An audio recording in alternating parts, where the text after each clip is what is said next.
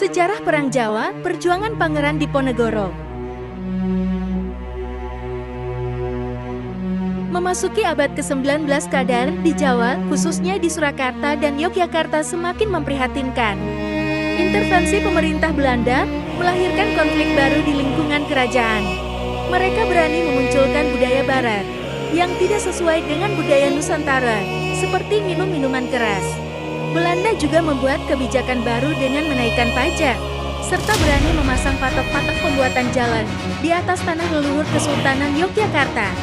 Hal tersebut menyebabkan Pangeran Diponegoro sangat marah dan menyatakan perang dibantu pasukan kerajaan. Saat perang, Pangeran Diponegoro menerapkan taktik gerilya dengan cara menyerang secara tiba-tiba dan memutus jalur pengiriman makanan bagi pasukan Belanda. Hal ini membuat Belanda mengalami banyak kekalahan saat menghadapi pasukan Pangeran Diponegoro.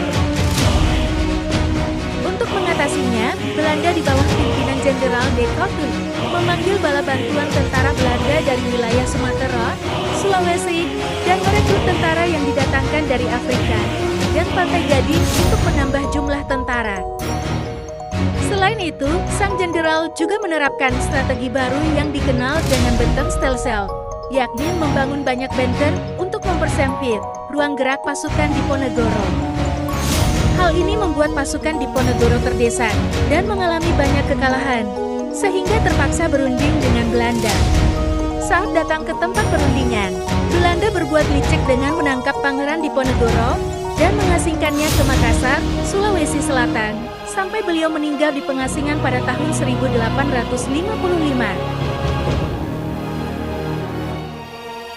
Perang Diponegoro atau dikenal dengan Perang Jawa dimasukkan dalam The Great War oleh orang Eropa karena berhasil membuat Belanda sampai mengerahkan 50.000 tentara. Belanda mengalami banyak kerugian, sehingga memunculkan ide kultur stelsel untuk mengganti kerugian dari perang ini. Kedua, sejarah Perang Padre, perjuangan Tuanku Imam Bonjol. Perang Padre terjadi di tanah Minangkabau, Sumatera Barat.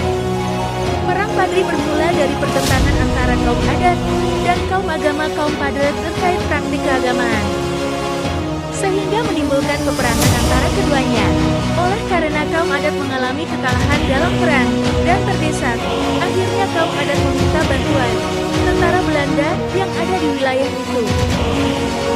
Sebagai imbalannya, Belanda memanfaatkan kesempatan itu dengan menginginkan wilayah Minangkabau menjadi wilayah kekuasaan Belanda. Pada peperangan ini, kaum Padi dipimpin oleh Datuk Bandaro. Setelah beliau meninggal, digantikan oleh Tuanku Imam Bonjol. Dalam melakukan perlawanan terhadap kaum adat yang dibantu tentara Belanda, Tuanku Imam Bonjol membuat strategi perang gerilya, sehingga berhasil mengacaukan pasukan Belanda. Karena kewalahan, Belanda meminta untuk berunding dan melakukan gencatan senjata pada tahun 1825. Pada saat terjadi gencatan senjata, pasukan Belanda dikirim ke Jawa untuk membantu menghadapi Perang Jawa atau Perang Diponegoro. Setelah memenangkan Perang Jawa, pasukan Belanda ditarik ke Sumatera Barat untuk melawan kaum Padri dan menguasai wilayah Sumatera Barat.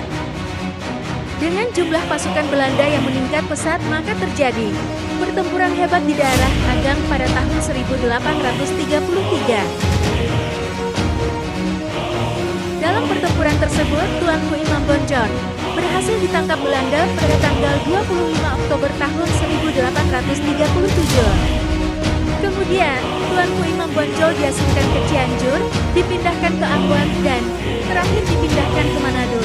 Beliau wafat pada tahun 1864 dan dimakamkan di